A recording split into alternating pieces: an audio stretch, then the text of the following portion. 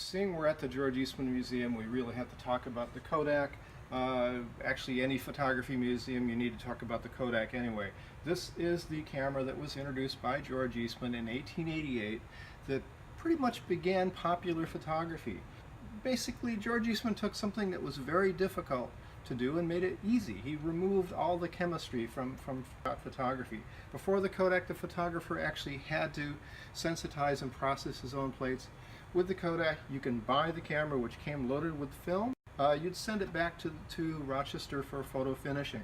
And actually what this leads to, along with snapshot photography, we get the Brownie. This is the dollar camera introduced in 1900. But the Kodak also enables motion picture photography to happen. So let's go to the Lumiere cinematograph. This guy right here.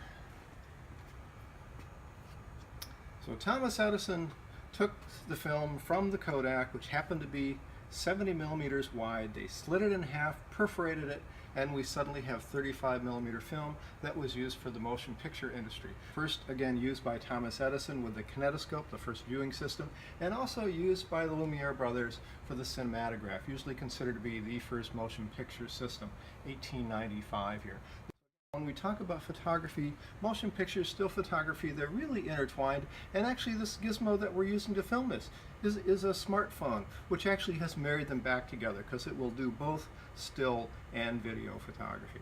So the archives of the museum is obviously where our treasures live. They're huge warehouses, if you would, and they're climate controlled.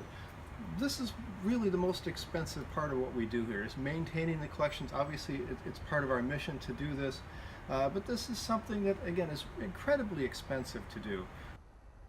And this is one area we really could use some help.